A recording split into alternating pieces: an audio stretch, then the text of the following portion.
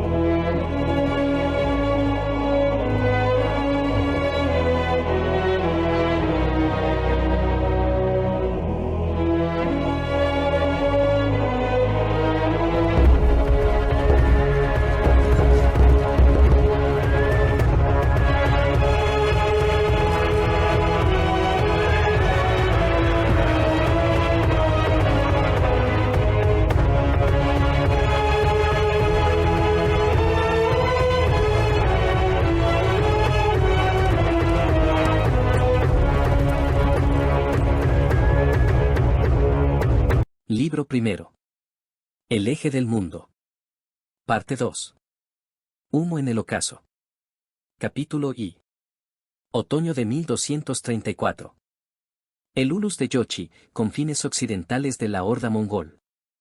El viento de las estepas interminables de los Kipechaks barría la alta orilla del río Yaik, arrancando las últimas hojas mustias de los solitarios abedules. Zumbaba en los oídos como el lejano murmullo de una multitud invisible, y traía consigo olores de ajenjo amargo, de tierra húmeda ya tocada por las heladas matinales, y el tenue pero pertinaz humo de campamentos dispersos por la llanura, invisibles a la vista. El aire era transparente y frío, como una hoja de acero afilada, y en su cristalina pureza cada árbol, cada colina en la orilla opuesta se veía con una claridad antinatural, casi aterradora. Allí, en el mismísimo borde de los dominios de su padre, Yochi, el hijo mayor de Gengis Khan, se sentía a la vez amo y exiliado. Su campamento, extendido a lo largo de varios verstas junto al río, ya no era un simple asentamiento nómada para la nobleza de la horda. Era toda una ciudad de fieltro y madera, un prototipo del futuro poder sedentario. En el perímetro, en lugares estrictamente asignados, se alzaban cientos de yurtas de sus nuker, parientes y artesanos. En el centro, en el terreno más elevado, se elevaba la gran yurta de Yochi, cubierta de fieltro blanco. Junto a ella, desafiante y extraña, ya se alzaba la estructura de troncos de su futura morada. Un capricho del Khan, una idea sugerida por los arquitectos rusos y búlgaros cautivos. El olor a pino recién cepillado se mezclaba de forma extraña con el aroma habitual de carne de caballo, humo y leche de yegua. El propio Yochi permanecía de pie al borde del acantilado, escrutando la lejana distancia occidental, donde, más allá del recodo del río, tierras desconocidas se perdían en la bruma grisácea. Alto, ligeramente encorvado, con un rostro donde las arrugas prematuras competían con la terquedad de una mandíbula voluntariosa. Su abrigo caliente de piel de lobo estaba abierto, como si el viento penetrante, que arrancaba mechones grises de la crin de su argamac atado cerca, no le infundiera temor. Allí, en Karakorum, creen que estoy al borde del mundo, cruzó por su mente, un pensamiento tan amargo y familiar como el sabor del kumis añejo. Chagatai se golpea el pecho, guardando la yasa Gede y bebe con los noyotes Tolui vaguea por las nubes cerca de padre. Pero para mí, este confín es el comienzo. El comienzo de un nuevo mundo, que debo conquistar para la horda, oh. No se permitió terminar el pensamiento. La idea de lo era demasiado peligrosa. La alimentaban los susurros que lo habían perseguido desde la infancia. La simiente merquita. Incluso sus éxitos militares, su lealtad a su padre, incluso este ulus que le fue confiado, nada podía silenciar del todo a los murmuradores maliciosos en la corte del Gran Khan. Este ulus era a la vez una muestra de confianza y un destierro. Sus sombríos pensamientos fueron interrumpidos por un lejano pero claro golpeteo de cascos. Desde el norte, por un sendero apenas visible que serpenteaba entre colinas, un jinete galopaba a toda velocidad hacia el campamento. Incluso a la distancia, se veía que su caballo estaba agotado, y el propio mensajero se aferraba al cuello del animal, fundido con él en un esfuerzo desesperado. No era un mensajero del este, no de su padre. Era un heraldo de esas mismas. Yoshi no se movió, solo sus ojos se entornaron, asemejándose a los de un depredador avistando su presa. Esperaba. Unos minutos después, el jinete, levantando una nube de polvo, detuvo a su sudoroso caballo en el borde del campamento. Los Nuker guardianes lo dejaron pasar sin mediar palabra. La crin despeinada del caballo y el polvo en su ropa mostraban que sus noticias no admitían demora. El mensajero, apenas desmontando, casi desplomándose por la fatiga, gateó hacia Yoshi y, al llegar, apoyó su cabeza en sus botas. Kan. Su voz era ronca por el polvo del camino y el viento. Noticias. Dao Volga. Yoshi asintió en silencio, dejando que recuperara el aliento. Vio cómo temblaban las manos cansadas del mensajero, aferradas a la hierba dura. Habla. Despacio y en orden. Los búlgaros. El mensajero tragó un nudo en la garganta. Los búlgaros se agitan de nuevo. Más que antes. Sus mercaderes en Sudak y Asak compran abiertamente hierro, armaduras, las mejores hojas a los francos. No mercancías, sino armas. Y susurran. Alzó un rostro asustado hacia Yoshi, susurran que los mongoles se han debilitado. Que el viejo Kan morirá pronto, y que sus hijos se despedazarán entre sí como perros sobre una carroña. Solo esperan una señal. Yoshi escuchó, inmóvil. Solo sus dedos, ocultos en guantes de piel, se apretaron involuntariamente formando puños. Estos rumores, esta esperanza venenosa de sus enemigos, le eran dolorosamente familiares. Eran una consecuencia directa de esos mismos susurros que envenenaban su vida. ¿Veis? Parecían decir estas noticias, hasta los tenderos búlgaros saben que Yoshi no es de fiar. Que la horda se quebrará por su culpa. ¿Quién más susurra? Preguntó en voz baja, pero con un tono que hizo que el mensajero se enderezara involuntariamente, sintiendo en el silencio no debilidad, sino una tormenta contenida. Dicen que el príncipe Yuri Vsevolodovich de Vladimir se contacta en secreto con los búlgaros. Sus enviados fueron vistos en búlgar. Quieren golpearnos juntos, antes de que reaccionemos. Creen que tú, Kan, no recibirás ayuda de Karakorum. Yoshi se volvió lentamente y miró de nuevo al oeste. Allá, a 1000 verstas, príncipes y mercaderes sentados en sus cálidas cámaras hacían planes basados en su supuesta debilidad. Y en ese momento, no nació la rabia en él, sino una fría y clara certeza. Esta era su oportunidad. No solo repeler una incursión. Era una oportunidad para demostrar a todos, tanto a los enemigos al otro lado del río como a los envidiosos en el corazón de la horda, que su ulus no era un confín olvidado por Dios, sino el escudo de acero y la espada en alto de un imperio en crecimiento. Que no esperaba favores de Karakorum, sino que era capaz por sí mismo de decidir destinos y castigar a quienes dudaran de la fuerza de su padre y la suya propia. Bien, dijo, y en su voz sonó firmeza por primera vez. ¿Te vio a alguien? No, Kan. Me escondí, como me enseñaron. Cambié caballos en los puestos de relevo. Excelente. Ve, descansa, alimenta a tu caballo. Dile a Batir que te dé el carnero más gordo. Al amanecer de mañana, cabalgarás de regreso. Diles a nuestros espías que mantengan los ojos y oídos abiertos, pero que no se muevan. Que el enemigo crea que estamos ciegos y sordos. Pronto daremos a búlgaros y príncipes al mismo tiempo. El campamento de Subotai, estribaciones del Altai. Mientras Yoshi miraba al oeste, el viejo lobo de la horda, Subotai Bagatur, afilaba sus garras y colmillos. Su campamento, emplazado en un estrecho valle montañoso, era diferente.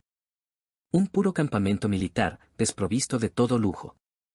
Allí, todo, desde la disposición de las yurtas hasta el entrenamiento de los jóvenes guerreros, estaba subordinado a un solo propósito. La guerra. El aire estaba lleno del sonido de piedras de afilar sobre el acero, órdenes cortantes de los centuriones, relinchos de miles de caballos y la respiración agitada de hombres que luchaban en los campos de entrenamiento. El propio Subotai estaba sentado en su yurta de campaña, abarrotada de armas, pieles y monturas. Olía a cuero, sudor de caballo y humo. Ante él, sobre una áspera alfombra de fieltro, yacían no pergaminos, sino decenas de tablillas de madera en las que se trazaban mapas esquemáticos, desde las costas del Mar Amarillo hasta los ríos desconocidos del oeste, conocidos solo por relatos de mercaderes. A su lado, con las piernas flexionadas con flexibilidad juvenil, estaba sentado un joven pero ya famoso Noyot llamado Guyuk, hijo de Hedei. Su rostro, de pómulos altos y arrogante, respiraba impaciencia y sed de gloria. Mira, Subotai clavó un estilo de hueso, parecido a un punzón, en una de las tablillas que representaba las estepas del Volga. Llegaron noticias de Yochi. Búlgaros y príncipes rusos conspiran. Como chacales alrededor de un león moribundo, creen que dormimos. Entonces es hora de mostrarles un sueño del que nunca despertarán. Respondió Guyuk con fervor, una chispa en sus ojos. Sus dedos jugueteaban nerviosos con el mango de su látigo. Reunamos los túmens, golpeemos desde 3 flancos y barrámoslos hacia el río. Que sus huesos abonen la estepa. El lobo joven se lanza sobre el rebaño ladrando, pero el viejo se acerca en silencio, Subotai habló con voz ronca, sin sonreír. Sus ojos ancianos pero agudos estudiaban a Guyuk. Barrerlos es simple. ¿Pero qué queda? Cenizas, odio y tierra arrasada. Y en un año, cuando la hierba oculte los huesos, tendremos que enviar un nuevo tumen porque los hijos de los muertos vendrán a vengarse. Tu abuelo, el Khan, nos enseña algo diferente. Construye un camino que se usará durante 100 años, no un sendero cubierto de maleza en una temporada. Pasó el estilo desde el Volga hacia el oeste, a través de bosques y ríos desconocidos marcados solo por zigzags y puntos. No debemos solo derrotar. Debemos demostrar. Demostrar de modo que aquellos que viven aún más lejos, más allá de estos bosques, sientan que les flaquean las rodillas con solo oír la palabra, mongol. Que abran solos las puertas de sus ciudades de madera, que sus príncipes traigan tributo ellos mismos, temblando no por la espada, sino por la noticia de nuestra aproximación. Para esto, no se necesita una incursión. Se necesita una campaña. Como contra el imperio corasmio. Donde el golpe fue preciso como el picado de un halcón, y las consecuencias, inevitables como una luz. Guyuk escuchó, y gradualmente la excitación en sus ojos dio paso a una comprensión de la grandeza del plan. Ya no veía solo una batalla, sino una cadena de batallas, no la victoria, sino la conquista. Pero para tal campaña, necesitamos un golpe conjunto. De todos los Zulus. Pero mis tíos. Vaciló, pero era claro que se refería a la tensión entre Yochi y Chagatai, conocida en toda la horda. ¿Aceptarán tirar de la soga en la misma dirección? Subotai resopló sombríamente, dejando a un lado el estilo. Tu abuelo vive. Y su voluntad es una flecha que atravesará cualquier desacuerdo, cualquier interés personal. Nosotros, los viejos lobos, prepararemos la carne. Y él decidirá cómo repartirla. Ahora ve, hizo un gesto con la mano hacia el ruido de los entrenamientos, comprueba cómo disparan los arqueros del nuevo contingente a caballo. Lejos en el este. Imperio Jin, Palacio Imperial en Kaifeng. Mientras tanto, en los sofocantes y perfumados aposentos del emperador Banyan Souksu, prevalecía una dulce ilusión de seguridad. Tras la aplastante derrota años atrás, la corte, como un avestruz, prefirió esconder la cabeza en la arena del lujo y las ceremonias. Las estepas estaban lejos, y los muros de Kaifeng eran inexpugnables, o eso querían creer. El emperador, ataviado con ropas de brocado bordadas con dragones dorados, reclinado sobre esteras de seda, observaba una danza exquisita de doncellas de la corte. Sus movimientos eran lentos y gráciles, como cisnes en un estanque. El aire era espeso y pesado por el aroma de sándalo y almizcle. Su Majestad, un cortesano le susurró adulador al oído, inclinándose respetuosamente, nuestra gente leal del norte trae noticias alentadoras. Los bárbaros se pelean. El viejo lobo Gengis Khan decae, y sus cachorros, especialmente el mayor, Yochi, ya muestran los dientes entre sí. Solo necesitamos tener paciencia. La horda se desintegrará sola, y solo nos quedará recoger los frutos. El emperador asintió perezosamente, lavando pasteles de arroz dulces con té aromático. Tan deseaba creerlo. Era mucho más fácil esperar la desintegración del enemigo que pensar en reformas del ejército, en la tesorería agotada por el mantenimiento de la corte, en generales desmoralizados. No veía, no quería ver, que tras la lujosa fachada de su palacio se gestaba una tormenta, una que él mismo había ayudado a avivar con su inacción y ceguera. No sabía que los planes que se forjaban ahora en el oeste también le concernían a él. Y en el corazón de la horda, en la corte de Gengis Khan, el viejo Khan, tras escuchar los informes tanto de Yoshi como de Subotai, estaba sentado en una profunda y concentrada reflexión. Su yurta era espaciosa y cálida. En el hogar crepitaba el fuego, proyectando sombras danzantes en las paredes de fieltro adornadas con armas y estandartes. Ante él, sobre una baja mesa de caoba, estaba desplegado un mapa de seda, compilado para él con el mayor cuidado por Yeluchukai. En él se mostraban no solo montañas y ríos, sino ciudades, pueblos, rutas, todo el mundo conocido que había conquistado y que aún estaba por conquistar. Lo veía todo. Las alarmantes marcas cerca del Volga, la preparación de su batalla indicada por un signo convencional cerca del Altai, y la tensión oculta entre sus herederos, que no estaba marcada en el mapa pero se leía entre líneas en cada informe. Comprendía que había llegado el momento. No solo de una campaña punitiva para someter a vecinos insolentes. Había llegado el momento de esa campaña final en la que había reflexionado todos estos años, postergando la muerte. Una campaña destinada no solo a expandir posesiones, sino a alterar para siempre el equilibrio de poder en el mundo, demostrando a todos, desde los mares orientales hasta los bosques occidentales, que la voluntad de la horda era unida e inexorable. Y el primer golpe de esta avalancha que se preparaba debía caer sobre las cabezas de aquellos que primero lo dudaron. Los búlgaros y los arrogantes príncipes rusos. Levantó lentamente la mano y llamó al escriba de guardia en la entrada, un uigur joven instruido en escritura china. Dicta un decreto, dijo Gengis Khan en voz baja, pero clara. Su voz, aunque carente de su antigua potencia, estaba llena de inquebrantable determinación. Que los mensajeros vuelen a todos los confines. A todos mis hijos, a todos los noyotes de los Zulus. Que dejen todos los asuntos y se preparen para un gran Kurultai. Ha llegado el momento de reunirse y decidir el destino del ocaso. El escriba, inclinándose respetuosamente, comenzó a trazar en papel los caracteres que pondrían en movimiento a miles de jinetes y cambiarían el curso de la historia. Gengis Khan volvió a clavar la mirada en el mapa, en su parte occidental, aún tan blanco. Capítulo 2. El invierno de 1235 fue excepcionalmente severo. La estepa, desde el Orjón hasta las estribaciones de Altai, yacía bajo un manto de nieve que centelleaba como diamantes esparcidos bajo el sol bajo. El aire trinaba de frío, y cada sonido, el crujir de los patines del trineo, el relincho de un caballo, el lejano ladrido de un perro, se propagaba a distancias increíbles en el silencio cristalino. En una época así, la vida se aquietaba, se contraía alrededor de los hogares, y solo el humo que salía de los yurtas atestiguaba que la gran estepa no había muerto, sino que contenía la respiración ante una nueva primavera y nuevas campañas. El campamento de Hedei, el tercer hijo de Gengis Khan, estaba situado en un valle resguardado de los vientos. No era un simple campamento militar, sino un verdadero centro administrativo del incipiente imperio. Cientos de yurtas se alineaban en círculos concéntricos, formando un enorme aul. El círculo exterior era para guerreros simples y sus familias, el medio para los noyotes y oficiales, el interior para el séquito del Khan y los invitados de honor. Las yurtas estaban bien aisladas, sus bordes cubiertos de nieve para dar calor, y a algunas, especialmente las de los oficiales chinos de Yeluchukai, ya se les habían añadido vestíbulos de troncos, señal de una transición gradual a la vida sedentaria.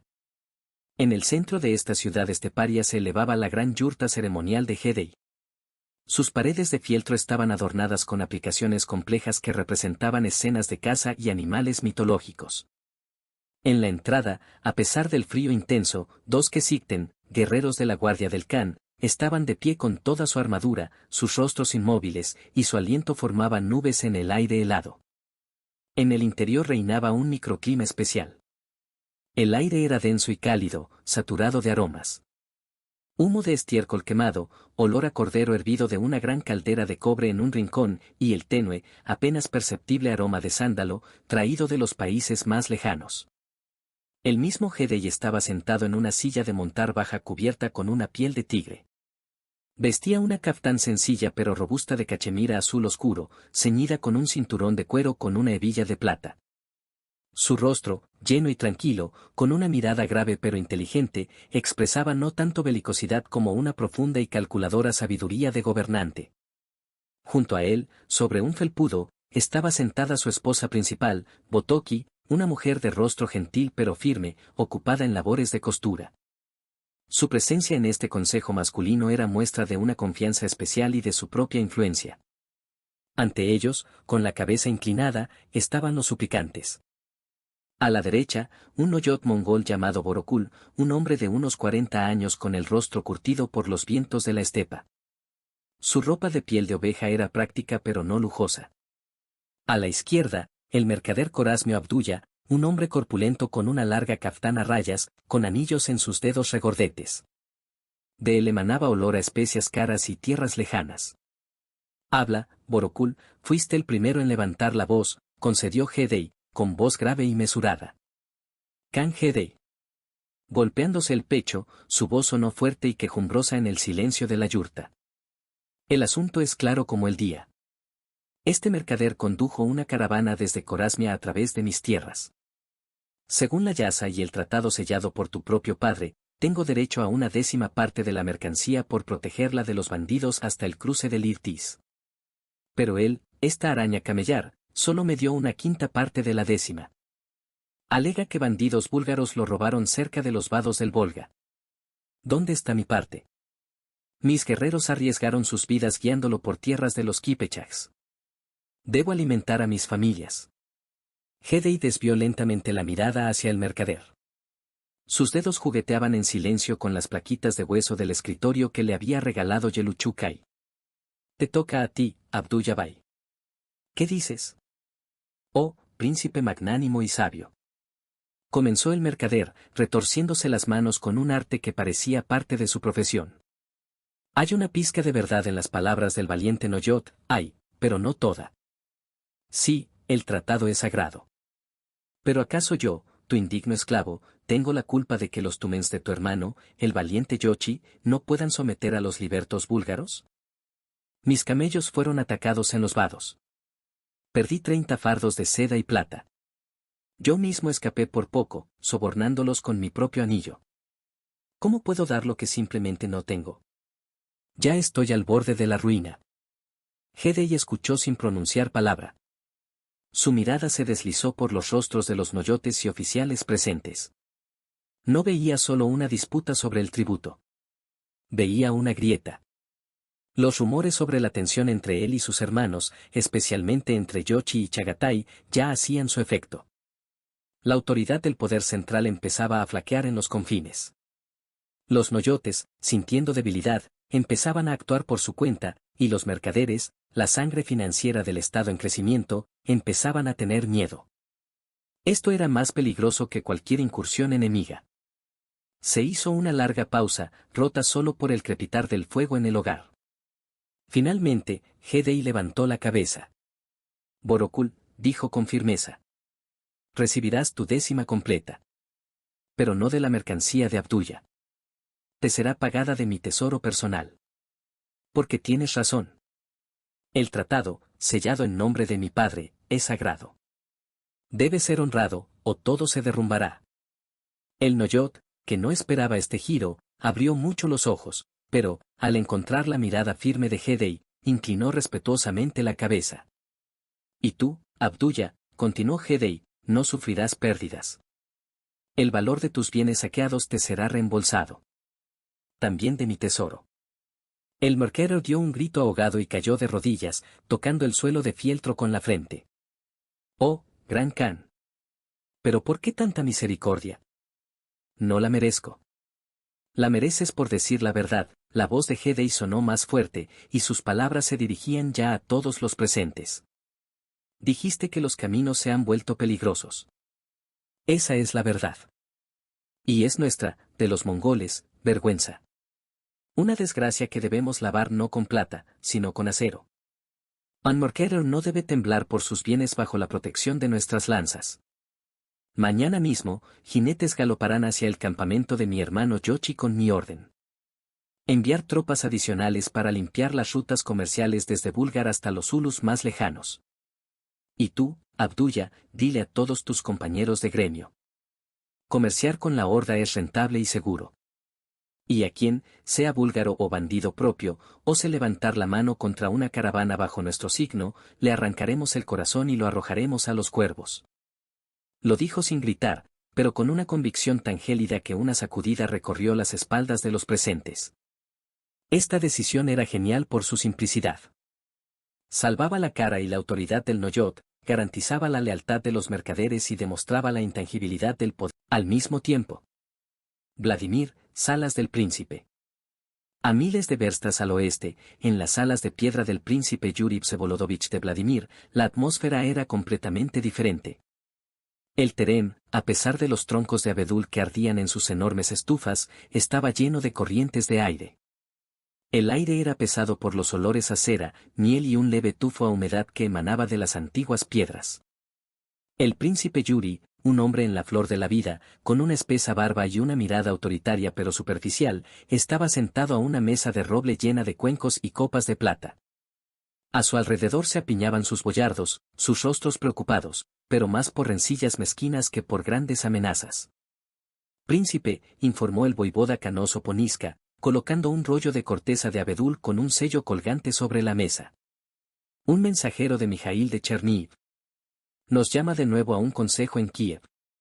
Escribe que los esteparios reúnen fuerzas, que los tumens de Yochi se han desplegado hasta nuestras mismas fronteras. Nos ruega que olvidemos las disputas ante una desgracia común. Yuri apartó el rollo con desdén con la punta de su cuchillo. ¿Mijail Vsevolodovich? Ese zorro astuto. Solo quiere instalarse en el trono dorado de Kiev aprovechando el alboroto y cobrar nuestro tributo so capa de peligro común. No, nosotros, los de Vladimir, no somos ingenuos. Nuestros muros son de piedra, nuestra drusina es de acero. ¿Qué pueden hacer esos hambrientos con sus arcos contra nuestras fortalezas? Sus flechas se harán añicos contra la piedra. Sin embargo, príncipe, intervino con cautela el boyardo Ibor, un hombre leído que había viajado por tierras extranjeras, corre el rumor de que su gente es belicosa e incontable como las estrellas en el cielo. Y si realmente están peleando con los búlgaros, quizás sea un respiro para nosotros. Precisamente, un respiro. Yuri lo secundó, golpeando la mesa con la palma de la mano. Que se muerdan allí entre ellos. Mientras tanto, nosotros nos ocuparemos de los Uskuiniks de Novgorod y aprovecharemos las tierras de Riazán. Ahí está la ganancia real, no cuento sobre fantasmas de la estepa. No veía, no quería ver, que su cálculo era tan ingenuo como el de un niño robando manzanas debajo la nariz de un oso dormido. Lo cegaban el orgullo y la habitual y cómoda discordia con sus vecinos. Las salas olían no a futuro, sino a pasado, el olor de un aislamiento y una perdición inminentes que ellos mismos estaban preparando. Noche anterior al Kurultai. Conversación de un padre con sus hijos. En la víspera de la gran asamblea, cuando el sol se había ocultado tras el horizonte y millones de estrellas iluminaban el cielo estepario, Gengis Khan llamó a sus 4 hijos a su yurta personal. Llegaron uno por uno. Primero Yochi, sombrío y reservado, luego Chagatai, directo y severo tras el Hedei, calmo y alegre en apariencia, pero con astucia en la mirada, y finalmente, Tolui, el más joven, con la mirada ardiente, lleno de devoción hacia su padre. Estaban sentados en la penumbra de la yurta, iluminados solo por la llama del hogar y un par de lámparas de aceite. El aire era espeso, saturado del olor a humo, cuero viejo y agravios no dichos. Viejas contradicciones, sospechas y celos flotaban entre ellos como espíritus invisibles. Gengis Khan estaba sentado inmóvil, su rostro, surcado de arrugas, era como una máscara, pero sus ojos, vivos y penetrantes, examinaban a cada uno de sus hijos. Veía en Yochi, un dolor oculto y una obstinación orgullosa en Chagatai, una rectitud férrea que rayaba en la crueldad en Hedei, una mente flexible y comprensión de la gente en Tolui, un valor temerario y un corazón ardiente. Mañana, comenzó, y su voz ronca y baja sonó más fuerte que una trompeta de guerra en el silencio, decidiremos el destino de una campaña que cambiará los límites del mundo. Pero antes de decidir el destino del mundo, debéis decidir el destino de esta yurta. El destino de nuestro linaje. Los recorrió con una mirada lenta y pesada, bajo la cual hasta Chagatai bajó los ojos. Una manada de lobos es fuerte no cuando cada lobo es fuerte por separado. Es fuerte cuando los lobos escuchan al líder y actúan como un todo. He pospuesto mi encuentro con los antepasados para ver esto con mis propios ojos. Os he visto crecer. He visto despertar la fuerza en cada uno de vosotros. Pero ahora no necesito vuestra fuerza dispersa. Necesito vuestra fuerza, forjada en una sola hoja de acero. Yochi miró al mayor, tu voluntad y tus tumens en el oeste son la punta de nuestra lanza. Chagatai, tu lealtad a la ley de la Yasa es el asta que evitará que esta lanza se rompa en el primer golpe. Hedei, tu mente y tu calma son la mano que guiará el golpe sin prisas ni errores. Y tú, Tolui, tu lealtad y tu corazón son la fuerza que latirá en el pecho de cada uno de nuestros guerreros, inspirándolo a realizar hazañas. Se levantó lentamente, y su sombra, enorme y majestuosa, bailó en las paredes de fieltro como un ser vivo. Si tiráis de la soga en direcciones diferentes, el primer enemigo fuerte os derribará y os pisoteará. Pero si os unís en un mismo tiro y cabalgáis por la voluntad de vuestro Padre, bajo una misma bandera, con una sola mente, ninguna fuerza bajo el cielo eterno podrá resistiros. La elección es vuestra. Pero recordad mis palabras. Quien levante la mano contra su hermano, la levantará contra mí. Y contra la gran obra que comenzamos aquí, en el corazón de la gran estepa. Esta noche, pasada en silenciosa reflexión, fue quizás más importante que todos los debates venideros en el Kurultai. En ella se decidió lo que no se sometía a ninguno de los cálculos de Yeluchukai ni a ninguno de los mapas de Subotai. La unidad de sangre y voluntad, sobre la cual solo podía sostenerse un imperio. Y fuera de las paredes de la yurta del Khan, en la oscura estepa primaveral, ya se oía un lejano pero inexorable. Capítulo 3. El final del invierno de 1234 fue cambiante. En las estribaciones de Altai, donde estaba el campamento de Subotai Bagatur, ya se respiraba un presentimiento de primavera. La nieve en las laderas del sur se había oscurecido, hundido, y bajo ella asomaba la primera hierba mustia del año pasado. Por el fondo de los barrancos, donde corrían arroyos que ni en los peores fríos se congelaban, ya se oía el verdadero goteo primaveral, y por las noches el aire seguía trinando de escarcha, cubriendo la tierra con una coraza de hielo. Era un tiempo entre tiempos, en el que la naturaleza se detenía indecisa, pero no en el campamento militar del legendario comandante. El campamento se extendía por un amplio valle, protegido de los vientos por una cadena de colinas bajas. Estaba dispuesto con una precisión fría y práctica, sin atisbo de comodidad o lujo. Las yurtas, cubiertas de fieltro gris y grueso, se alineaban en hileras estrictas, formando calles rectas como flechas. El ancho de estas calles estaba calculado para que un jinete a caballo pudiera galopar a toda velocidad sin rozar los bordes, todo obedecía a la ley de la movilización rápida. Por todas partes se alzaba un zumbido incesante. El chirrido del metal sobre las piedras de afilar, las órdenes cortantes de los centuriones, los relinchos de miles de caballos en los corrales, los golpes sordos de los martillos sobre los yunques. En el aire, frío y transparente, flotaba todo un cóctel de olores, el humo acre del estiércol seco, el dulzón hedor del sudor de caballo, el aroma penetrante del cuero y el cordero hervido, y por encima de todo, el olor pesado y denso del hierro candente. Aquí, en 2 docenas de herrerías de campaña, se forjaba día y noche esa misma hoja de acero que pronto habría de cortar el destino de medio mundo. El propio Subotai Bagatur, bajo, corpulento, con un rostro que recordaba a un acantilado agrietado por el tiempo y la intemperie, recorría lentamente los campos de entrenamiento. Su andar era pesado, pero inexorable, el andar de un hombre que siente la tierra bajo sus pies como una prolongación de su propio cuerpo. Llevaba un desgastado pero robusto chaleco de piel sobre una caftana colchada, y en la cabeza, un simple gorro de piel de zorro. Sus ojos, pequeños, hundidos, del color de la piedra oscura, parecían no expresar nada, pero lo veían todo. Veía cómo le temblaba la mano a un joven guerrero al tensar la cuerda del arco, como a otro le estaba floja la cincha, como un tercero, al practicar un golpe de sable, permitía el más mínimo desequilibrio. Subotai se detuvo junto a un grupo de reclutas que aprendían a disparar con arco al galope. Los blancos, viejos escudos y muñecos de mimbre, estaban colocados a diferente distancia y altura, imitando a un enemigo que aparecía de repente desde detrás de una colina. Borsuk.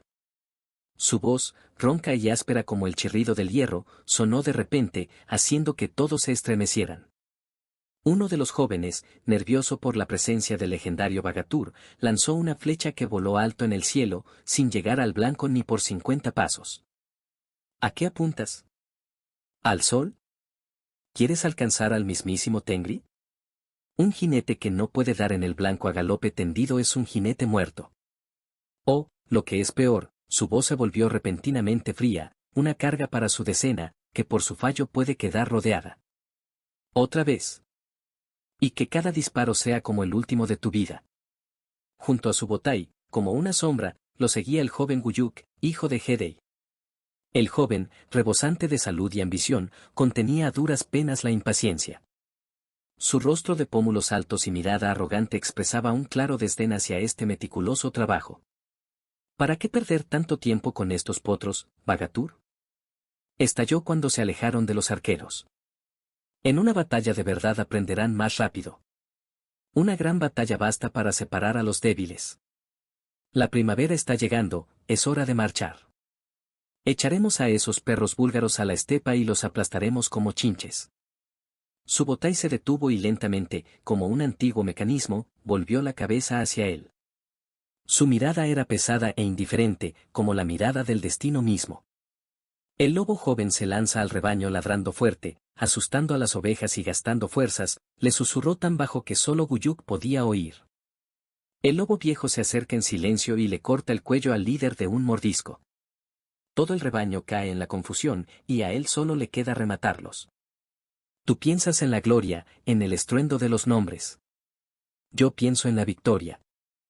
La diferencia entre ellos se mide en ríos de sangre de nuestros guerreros. Para derramar menos de la nuestra y más de la ajena, hay que afilar garras y colmillos hasta el filo de una navaja. La campaña que tengo en mente no se parecerá a ninguna anterior. No iremos por botín. Iremos para quedarnos. Para siempre. Se dio la vuelta y con paso pesado se dirigió a su yurta de campaña, situada en una pequeña elevación en el centro del campamento. Guyuk, haciendo una mueca, se fue tras él. La yurta de Subotai por dentro se parecía más al cuartel general o al taller de un comandante que a una vivienda. Ningún adorno, solo lo estrictamente necesario.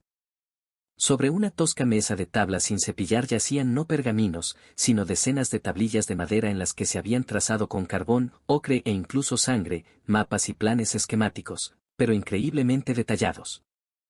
Era el fruto de años de minucioso trabajo de inteligencia, una red de espías, mercaderes, desertores que Subotai había reclutado y dirigido durante años. Mira, Subotai clavó un dedo nudoso y lleno de cicatrices en una de las tablillas que representaba las tierras al oeste del Volga. ¿Ves estos símbolos? No son solo puntos. Son ciudades fortaleza búlgaras. No tiendas en la estepa. Muros de piedra y madera, empalizadas, fosos. Y tras ellos, bosques, espesos como el pelaje de un oso. Y ríos, anchos como el mar en crecida. No podemos simplemente lanzar los caballos al galope y confiar en la velocidad y la furia. Hay que saber. Saber cada sendero por donde puede pasar un jinete. Saber cada vado donde no se hundirá un carro. Saber cada campo donde pastar a los caballos, y cada barranco donde tender una emboscada. Nuestra fuerza está en la movilidad. Pero la movilidad ciega conduce al abismo. La movilidad inteligente, a la victoria.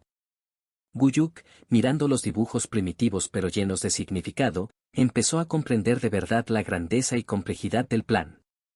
No era una temeraria aventura, sino una gigantesca y cuidadosamente calculada máquina de guerra que se preparaba para poner en marcha. Entonces, ¿vamos a eludir sus fortalezas? Preguntó ya sin la arrogancia anterior. No, respondió cortante Subotai. No golpearemos los muros. Los muros se pueden derribar con arietes o tomar por asedio. Golpearemos aquí, golpeó con el dedo su sien. A la voluntad de resistir. El primer golpe debe ser tan veloz, tan aplastante y tan despiadado, que la noticia recorra todas las tierras de alrededor más rápido que nuestro jinete más rápido. Para que la siguiente ciudad, al oír la suerte de la anterior, sienta no deseos de defenderse, sino un terror helador. Para que sus puertas se abran ante nosotros solas, y su gobernante salga con llaves y regalos, temblando de miedo, no de odio. En ese momento, entró en la yurta un mensajero sin esperar permiso. Su rostro estaba curtido por el viento, su ropa cubierta de polvo y manchas de sal de sudor. Respiraba con dificultad, olía a caballo cansado y camino largo. Era un mensajero de Yochi. Bagatur. Saludos del Khan Yochi y noticias del Yaik. Soltó el mensajero, apenas recuperando el aliento. Los búlgaros se han vuelto utterly insolentes. Reúnen un gran ejército, alardean por todos los mercados de que nos reducirán a polvo y cenizas y barrerán como una ola de fuego hasta el mismísimo Karakorum. Su emir envía cartas a las tribus vecinas, llamándolas a marchar contra los demonios de la estepa. Su botalla escuchó sin inmutarse. Ni un músculo de su rostro pétreo se estremeció. Solo en lo profundo de sus ojos, como el reflejo de un relámpago lejano, brilló algo que se parecía vagamente a la satisfacción. Bien, pronunció por fin.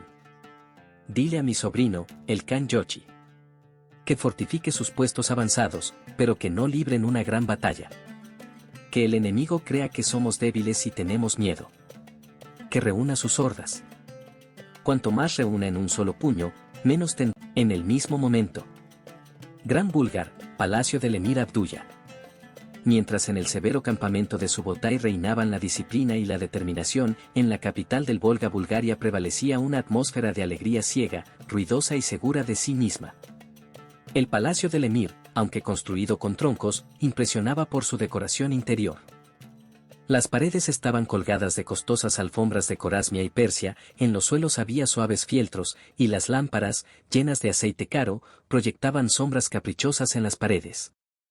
El aire era espeso y dulce por los olores de la carne asada, las especias, la hidromiel fuerte y los perfumes. El propio emir Abdullah, un hombre de unos 50 años con una espesa barba negra tocada de canas nobles, estaba sentado en un estrado, arropado por cojines bordados. Su rostro brillaba de satisfacción. Ante él, en mesas bajas, se apilaban manjares. Corderos y gansos enteros asados, pirámides de panés planos, enormes fuentes de pilav, dulces en miel, jarras de plata con vino y boza. A su alrededor, sobre cojines, estaban sentados los beks búlgaros, príncipes locales, comandantes, mercaderes ricos. Sus rostros estaban enrojecidos por la embriaguez y el fervor belicoso. Que vengan a nosotros esos lobos esteparios. Tronó uno de los beks, un tipo fornido con una cicatriz en el ojo, levantando una pesada copa de plata. Nuestros muros han visto otros peores. Nuestros guerreros lucharon contra pechenegos y cumanos y siempre vencieron. Los recibiremos con tal lluvia de flechas que el sol se oscurecerá. Y luego nuestra caballería los perseguirá hasta la estepa. Cierto, Altirbek. Coreó otro, más delgado y de aspecto astuto. Solo son fuertes en campo abierto. Y nuestros bosques, nuestros pantanos, nuestros ríos serán su perdición. Los atraeremos a la espesura y los golpearemos desde emboscadas, como patos en una cacería.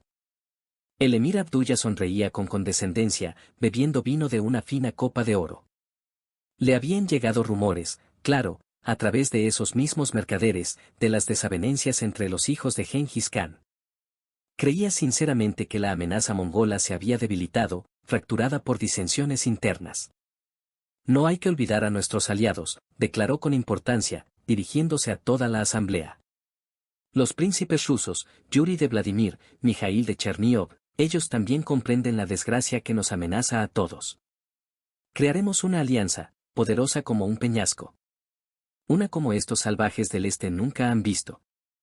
No solo nos defenderemos, nosotros mismos marcharemos por sus campamentos nómadas.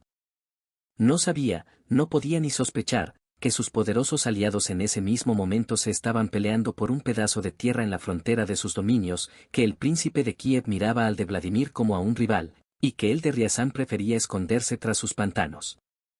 El emir festejaba al borde mismo del abismo, cegado por el orgullo y falsas esperanzas, mientras la hoja de acero forjada en el lejano valle de Altai ya estaba levantada para un golpe corto y demoledor. Noche tardía junto al fuego. Lecciones del viejo lobo. Cuando el sol se ocultó tras las crestas de las montañas y en el campamento se encendieron las hogueras, Subotai se alejó del bullicio y se sentó solo junto a un pequeño fuego en las afueras del campamento. Tras un rato de reflexión, se le unió Guyuk. El joven estaba sentado en silencio, mirando fijamente las lenguas de fuego. Su orgullo estaba herido, pero su mente empezaba a trabajar. Subotai arrojaba en silencio ramas secas al fuego. Finalmente habló, sin mirar al joven, su voz se fundía con el crepitar de las brasas. Hoy viste los mapas. Pero recuerda. Un mapa no es la tierra. En un mapa, un río es una línea suave. En la vida, es un torrente tumultuoso con rápidos traicioneros y orillas fangosas. En un mapa, un bosque es una mancha verde. En la vida, es una espesura impenetrable donde puedes perderte entre tres pinos y donde cada árbol puede ocultar un arquero. La victoria, la verdadera victoria, nace no aquí, apretó un puño poderoso, sino aquí, se golpeó con el dedo la sien.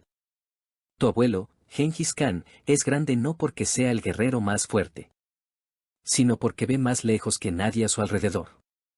Hizo que toda la gran estepa, todas las tribus y pueblos, se movieran como un solo organismo, con una sola voluntad. Eso es lo que tenemos que hacer con estas tierras del oeste.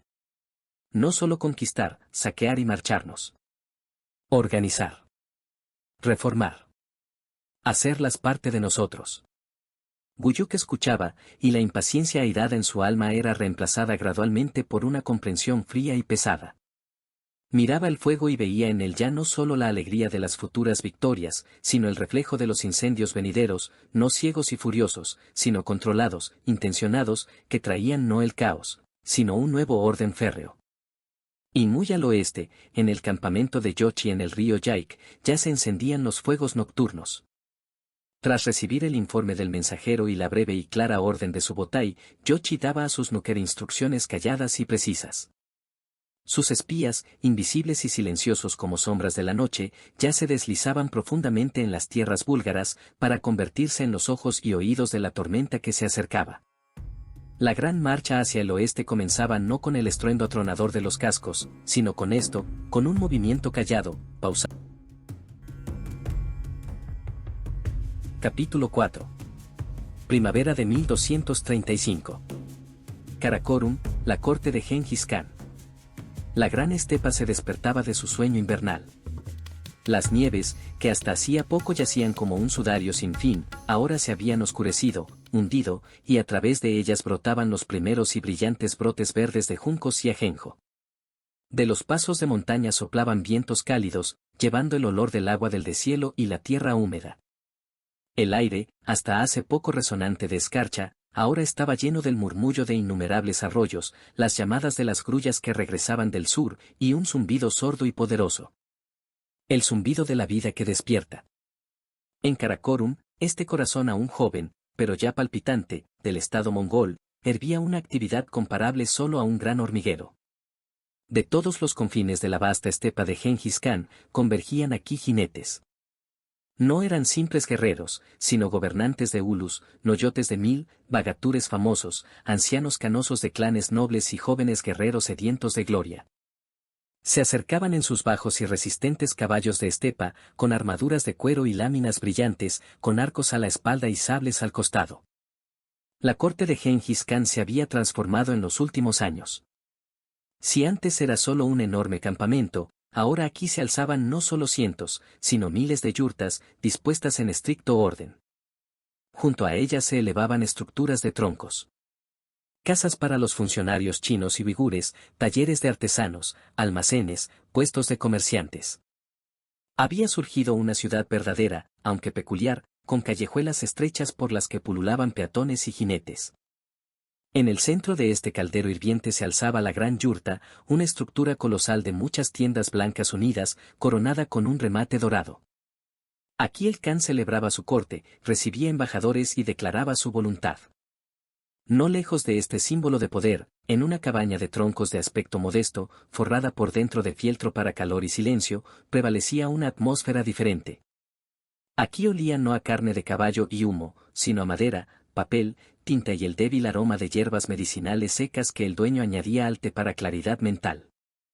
Esta era la celda de trabajo de Yeluchukai. El propio consejero, delgado y recto como una caña, estaba sentado ante una mesa baja atestada de rollos, tablillas de madera con caracteres y hojas de papel fino.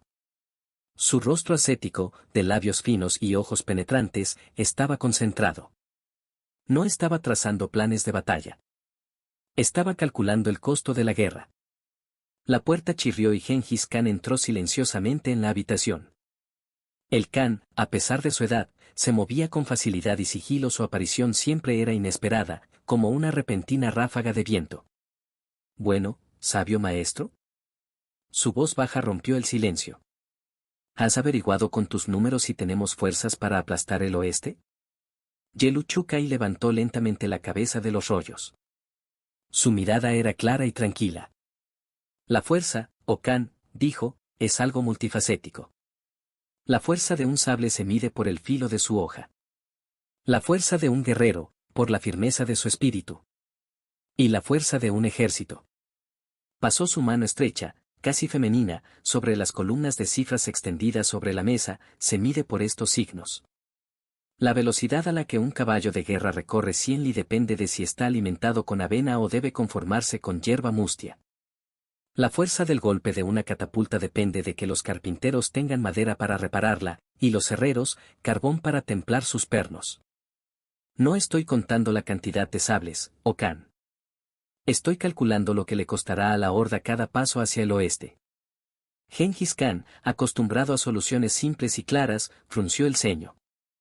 Se sentó en un taburete de campaña, su mirada se deslizó sobre los incomprensibles caracteres. Habla más claro. Mis tumens no necesitan oro para vencer. Su fuerza está en su furia y rapidez. La furia y la rapidez requieren combustible, replicó impasible Yeluchukai. La campaña que tienes en mente tomará más de un año. Son miles de verstas a través de tierras desconocidas, a menudo hostiles. Necesitaremos montañas de galletas secas y carne seca, porque no siempre podremos cazar. Necesitaremos miles de caballos de repuesto, porque incluso los caballos de hierro de los mongoles perecerán por fatiga y enfermedades. Necesitaremos trenes de suministros con carbón para los herreros, con piezas de madera para las máquinas de asedio, de las cuales tenemos pocas. Necesitaremos sanadores que sepan no solo tratar heridas de flecha, sino también combatir las fiebres de países extraños. Todo esto, golpeó con el dedo un rollo, cuesta dinero. Cuesta grano. Cuesta ganado. La guerra no es solo batalla. Es una máquina gigantesca y voraz que debe alimentarse constantemente. Tengo todo eso en abundancia. Gengis Khan agitó la mano como si ahuyentara una mosca molesta. Todos los pueblos conquistados pagan tributo. No, oh Khan, objetó suavemente pero inexorablemente el consejero. Tienes un botín potencial que aún debe tomarse. Pero para tomarlo, primero hay que hacer gastos inmensos. Si llevamos a la campaña a toda la población en edad de combatir de la estepa, ¿quién pastoreará tus innumerables manadas? ¿Quién criará a la nueva generación de guerreros? Una victoria lograda a costa de agotar la tierra natal es como un festín durante una plaga. Hoy comes hasta saciarte, pero mañana tu casa está vacía y fría. Gengis Khan guardó silencio. Miró las hileras ordenadas de escritura extranjera, en las que estaba contenida una fuerza terrible, desconocida hasta ahora para él. La fuerza de la economía, la fuerza de la organización. Él, que había conquistado medio mundo por la fuerza de las armas, comenzaba a comprender que existía una fuerza de un orden diferente. Entonces, ¿qué propones, sabio? Preguntó ya sin la condescendencia anterior. Propongo que la guerra se alimente a sí misma, dijo Yeluchukai. Debemos establecer suministros ininterrumpidos de grano de las regiones conquistadas del norte de China. Crear una cadena de almacenes y graneros a lo largo de la futura ruta del ejército. En oasis, en cruces de ríos, en ciudades conquistadas. Celebrar acuerdos con los gremios mercantiles de Corasmia y Liguria para que sus caravanas sigan a nuestros tumens como buitres siguen a una manada de lobos, suministrándoles todo lo necesario a cambio de nuestra plata. No solo estás conquistando tierras, oh Khan. Estás conquistando rutas comerciales, arterias fluviales, flujos de mercancías. Y quien controla estos flujos controla la vida misma de los pueblos. Su poder es más sólido que el del conquistador más temible. Este pensamiento, nuevo y grandioso, se asentó en la mente de Gengis Khan como oro pesado y puro. Vio que luchó, mientras tanto, en la yurta principesca de Hedei. Mientras Gengis Khan aprendía los fundamentos de la administración imperial, en otra parte más cómoda del campamento, en la espaciosa y ricamente decorada yurta de Hedei, reinaba una atmósfera de calor familiar. Aquí olía a mantequilla clarificada, leche fresca y panes planos dulces. Hedei, habiéndose quitado la túnica ceremonial y vestido con una simple túnica acolchada, estaba sentado sobre suaves fieltros, con su hijo menor, el pequeño Kublai, en su regazo. El niño, con expresión seria, intentaba alcanzar las figuras de hueso en el tablero de ajedrez colocado ante su padre. Un juego que Hedei había adoptado de los mercaderes musulmanes y llegado a amar por su profundidad estratégica. Cerca, a distancia respetuosa, estaban sus hijos mayores, ya jóvenes adultos. Entre ellos estaba Guyuk, recién llegado del campamento de Subotai.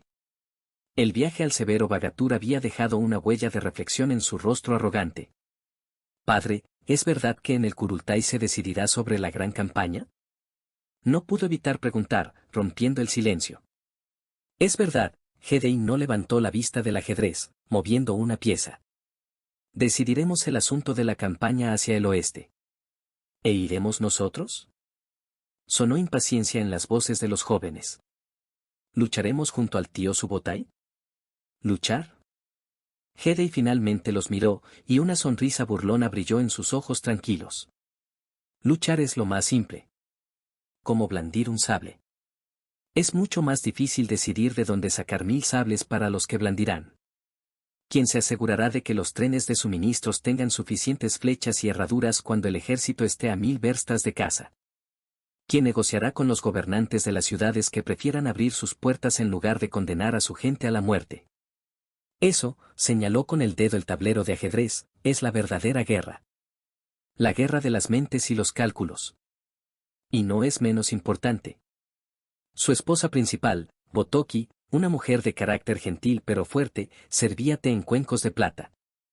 Entendía que Hedei no solo estaba jugando con los niños. Los estaba preparando, criándolos no como jinetes guerreros temerarios, sino como futuros administradores, gobernantes de un vasto estado. ¿Y el tío Yoshi estará a cargo en el oeste?, preguntó otro hijo. El tío Yoshi es la punta de nuestra lanza, respondió Hedei, tomando un cuenco de las manos de su esposa. Y una lanza, por muy afilada que sea, es inútil sin el asta que la sostiene y la mano que la guía. Cada uno debe hacer su parte. No había ni rastro de envidia o rivalidad en sus palabras. Había una confianza profunda y tranquila en su propio papel. El papel de centro pensante, organizador, sin el cual cualquier victoria, por gloriosa que fuera, estaría vacía. Noche anterior al Kurultai. Conversación de un padre con sus hijos. En la víspera de la gran asamblea, cuando el sol se había ocultado tras el horizonte y miríadas de estrellas iluminaban la estepa, Gengis Khan llamó a sus 4 hijos a su yurta personal. Llegaron uno por uno. Primero Yoshi, sombrío y reservado, luego Chagatai, directo y severo tras el Hedei, calmo y alegre en apariencia, pero con astucia en la mirada, y finalmente, Tolui, el más joven, con la mirada ardiente, lleno de devoción hacia su padre. Estaban sentados en la penumbra de la yurta, iluminados solo por la llama del hogar y un par de lámparas de aceite. El aire era espeso, saturado del olor a humo, cuero viejo y agravios no dichos. Viejas contradicciones, sospechas y celos flotaban entre ellos como espíritus invisibles. Gengis Khan estaba sentado inmóvil, su rostro, surcado de arrugas, era como una máscara, pero sus ojos, vivos y penetrantes, examinaban a cada uno de sus hijos. Veía en Yoshi, un dolor oculto y una obstinación orgullosa en Chagatai, una rectitud férrea que rayaba en la crueldad en Hedei, una mente flexible y comprensión de la gente en Tolui, un valor temerario y un corazón ardiente. Mañana, comenzó, y su voz ronca y baja sonó más fuerte que una trompeta de guerra en el silencio, decidiremos el destino de una campaña que cambiará los límites del mundo. Pero antes de decidir el destino del mundo, debéis decidir el destino de esta yurta. El destino de nuestro linaje. Los recorrió con una mirada lenta y pesada, bajo la cual hasta Chagatai bajó los ojos. Una manada de lobos es fuerte no cuando cada lobo es fuerte por separado. Es fuerte cuando los lobos escuchan al líder y actúan como un todo. He pospuesto mi encuentro con los antepasados para ver esto con mis propios ojos. Os he visto crecer. He visto despertar la fuerza en cada uno de vosotros. Pero ahora no necesito vuestra fuerza dispersa. Necesito vuestra fuerza, forjada en una sola hoja de acero. Yochi miró al mayor, tu voluntad y tus tumens en el oeste son la punta de nuestra lanza. Chagatai, tu lealtad a la ley de la Yasa es el asta que evitará que esta lanza se rompa en el primer golpe. Hedei, tu mente y tu calma son la mano que guiará el golpe sin prisas ni errores. Y tú, Tolui, tu lealtad y tu corazón son la fuerza que latirá en el pecho de cada uno de nuestros guerreros, inspirándolo a realizar hazañas. Se levantó lentamente, y su sombra, enorme y majestuosa, bailó en las paredes de fieltro como un ser vivo. Si tiráis de la soga en direcciones diferentes, el primer enemigo fuerte os derribará y os pisoteará. Pero si os unís en un mismo tiro y cabalgáis por la voluntad de vuestro Padre, bajo una misma bandera, con una sola mente, ninguna fuerza bajo el cielo eterno podrá resistiros. La elección es vuestra. Pero recordad mis palabras. Quien levante la mano contra su hermano, la levantará contra mí. Y contra la gran obra que comenzamos aquí, en el corazón de la gran estepa. Esta noche, pasada en silenciosa reflexión, fue quizás más importante que todos los debates venideros en el Kurultai. En ella se decidió lo que no se sometía a ninguno de los cálculos de Yeluchukai ni a ninguno de los mapas de Subotai. La unidad de sangre y voluntad, sobre la cual solo podía sostenerse un imperio. Y fuera de las paredes de la yurta del Khan, en la oscura estepa primaveral, ya se oía un lejano pero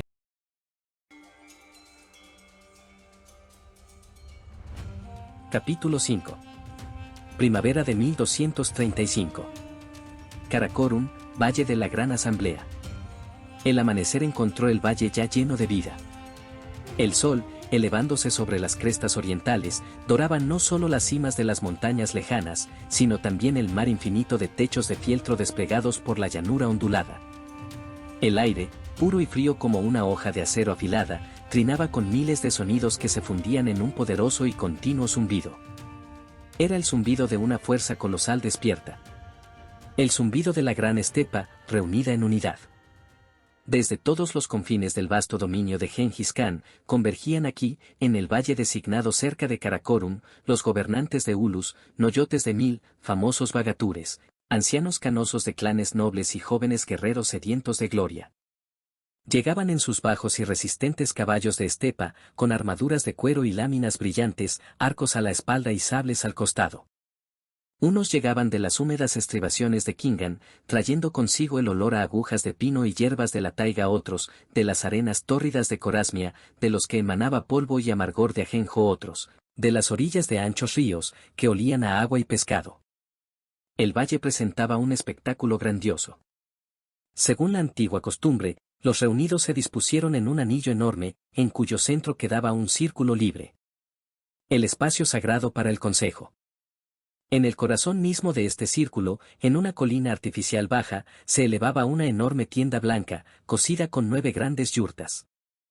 Sus paredes de fieltro estaban adornadas con aplicaciones complejas que representaban dragones, leopardos y halcones voladores.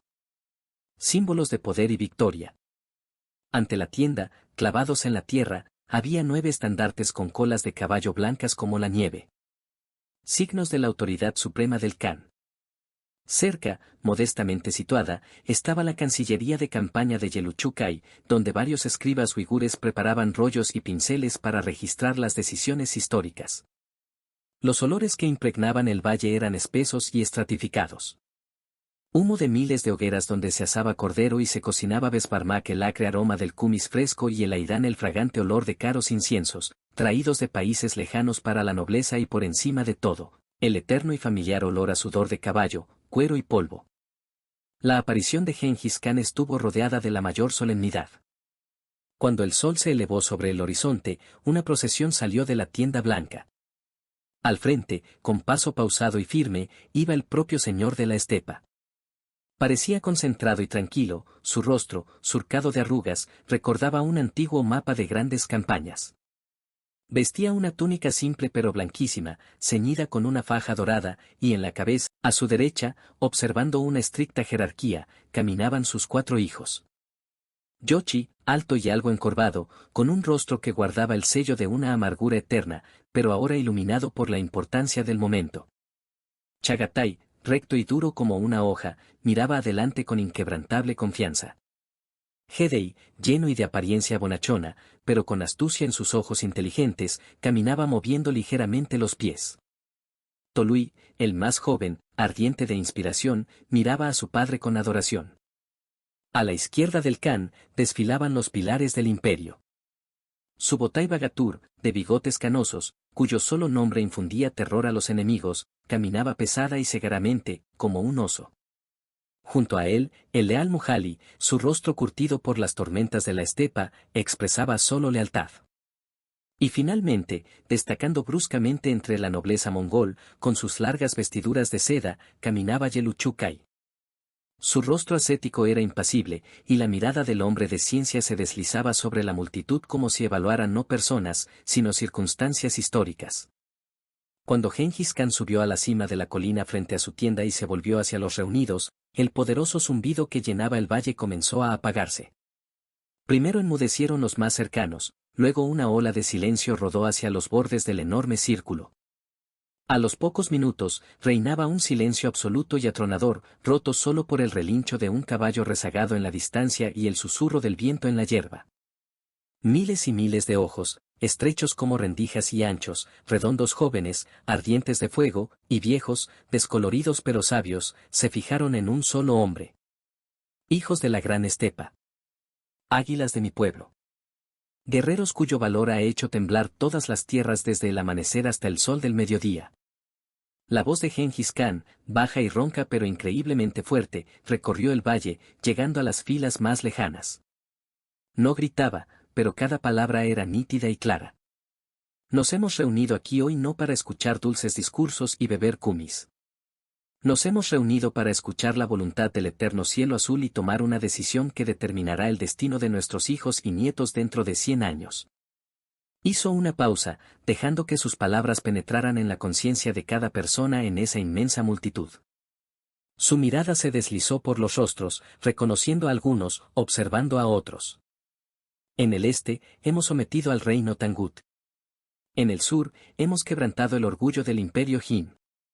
Sus riquezas fluyen a nuestro tesoro, sus pueblos aprenden a vivir bajo la sombra de nuestra ley. La Yasa. Pero allí, en el oeste, agitó la mano hacia el sol poniente, allí todavía hay pueblos que no conocen ni nuestro poder ni nuestra justicia. Viven en luchas intestinas, como perros peleando por un hueso. Construyen muros de piedra, creyendo que eso los salvará. Son ricos en oro y pan, pero pobres en unidad y coraje. Y no nos ofrecen amistad.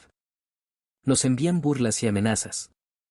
Un bajo y aprobatorio murmullo recorrió las filas de los reunidos. La gente se miraba, apretando las empuñaduras de sus sables. Gengis Khan levantó la mano, y de nuevo cayó el silencio, más profundo que antes. Antes, íbamos a campañas para apoderarnos de ganado, mujeres y oro. Para que nuestras familias no conocieran el hambre. Pero ahora nuestra causa se ha vuelto más grande. Les llevamos no solo una espada que porta la muerte. Les llevamos una ley que porta el orden. Bajo nuestra mano, cesarán sus guerras interminables. Bajo nuestro signo, las rutas comerciales estarán a salvo de los bandidos. Sus pueblos aprenderán lo que es la verdadera fuerza. La fuerza nacida no en muros de piedra, sino en la estepa sin límites, bajo el cielo abierto. Aprenderán lo que es la verdadera paz. La paz comprada al precio de nuestra voluntad. Se volvió hacia sus hijos y compañeros que estaban detrás de él. Pero un lobo, incluso el más fuerte y astuto, no puede arrear una gran manada de bueyes. Para eso se necesita una jauría. Una jauría donde cada uno conoce su lugar y su tarea. Donde la fuerza de uno se multiplica por la fuerza del otro. He pensado mucho y he decidido cómo distribuir nuestras fuerzas. Pronunció los nombres, y cada nombre sonaba como una sentencia grabada en las tablas de la historia. Yoshi, mi primogénito. Tú, cuyo campamento ya mira al oeste, como un centinela en la frontera. Tú encabezarás la fuerza de ataque de nuestros tumens. Tus guerreros serán esa hoja de acero que hendirá cualquier fortaleza enemiga. Tu tarea es aplastar su poder militar. Subotai, mi espada, mi mano derecha. Tú, ante cuya sabiduría han retrocedido los enemigos más astutos. Serás el estratega y consejero de Yoshi. Tu tarea es dirigir el golpe para que sea rápido e irresistible. Para que el enemigo no tenga tiempo de reaccionar. Chagatai, mi guardián y custodio de la ley. Tu lealtad a la Yasa es más dura que el granito. Garantizarás el orden en todas las tierras conquistadas. Tu justicia será severa, pero honesta. Que nadie se atreva a dudar del poder de nuestra ley. Hedei, mi retaguardia y mi apoyo. Tu mente ve más lejos que la puntería del mejor arquero. Proveerás a nuestro ejército de todo lo necesario. Pan para los guerreros, forraje para los caballos, flechas para los arcos. Tus cálculos determinarán si llegamos al último mar. Tolui, mi menor, mi alma. Te quedarás conmigo, guardián del hogar de nuestro estado. Serás la reserva de nuestro poder y mi principal apoyo aquí, en el corazón de la estepa. Cada nombramiento fue recibido de manera diferente. El nombre de Yoshi, con un contenido pero aprobatorio murmullo el de Subotai, con fuertes gritos y golpes de armas contra escudos el de Chagatai, con un respetuoso y algo inquieto silencio. El plan era grandioso, preciso y meditado, como la mejor combinación táctica de un viejo Bagatur. Luego, Yeluchukai se adelantó. Su discurso, traducido por un intérprete, era bajo pero claro. No habló de hazañas, sino de reservas de grano en los almacenes, las rutas de las caravanas de suministros, la necesidad de establecer casas de moneda de campaña para una acuñación unificada, el registro del botín. Muchos noyotes simples lo escucharon con perplejidad, encogiéndose de hombros. ¿Qué extrañas preocupaciones eran esas para este hombre chino? Pero la autoridad de Gengis Khan, que confiaba incondicionalmente en su consejero, los obligaba a aceptar también esta nueva verdad. La verdad de que un imperio se sostiene no solo con lanzas, sino también con plata y pan. El gran Kurultai duró varios días. Hablaron los ancianos, recordando viejas victorias los chamanes, que invocaban y predecían gran gloria los comandantes, que ofrecían sus planes.